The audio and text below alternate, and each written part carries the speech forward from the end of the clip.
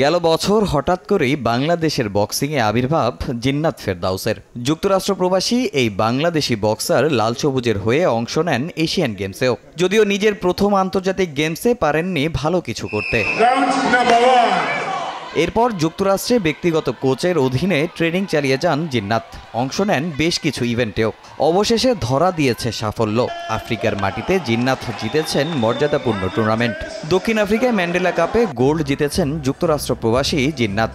বিদেশের মাটিতে এমন সফলতার পর গর্বিত দেশের বক্সিং সংশ্লিষ্টরা। ২৭টা দেশ পার্টিসিপেট করেছে ও ৪ জনকে বিট করে তারপর সে গোল্ড মেডেলটা অর্জন করছে। সেটা সাউথ আফ্রিকার ডারবানে খেলা হয়েছে, সেটা হচ্ছে ম্যান্ডেলা কাপ।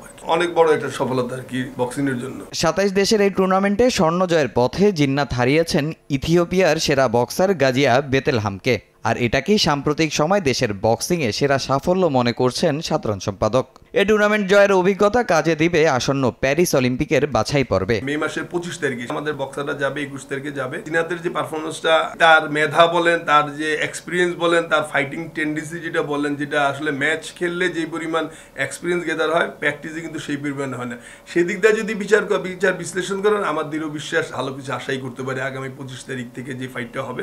বাংলাদেশে বক্সিং এর জনপ্রিয়তা খুব একটা নেই, আর নারীরা এই খেলায় আসতেই চান না। তবে জিন্নাতকে দেখে এখন অনেক নারী আগ্রহী হচ্ছে এই বক্সিংয়ে। তাই নারীদের বক্সিং নিয়ে নতুন করে পরিকল্পনা সাজাচ্ছে ফেডারেশন কর্তারা। আমরাও নারী বক্সিং এর জাগরণ তৈরি করার চেষ্টা করতেছি। আর জিন্নাত আমাদের অনেক বড় একটা এক্সাম্পল। জিন্নাত যখন বাংলাদেশে খেলাধুলা করতে আসলো, এশিয়ান গেমস করার জন্য এখানে প্র্যাকটিস করলো, আপনাদের মাধ্যমে যখন এটা ফোকাস হলো, তখন অনেকে আমাকে ফোন দিছে কিভাবে আমরা মেয়েরা বক্সিং করতে পারি বা কি।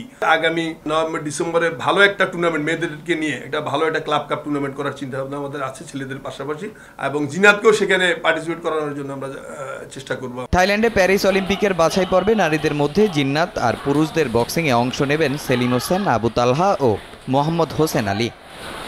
তামিম হোসেন, সময় সংবাদ, ঢাকা।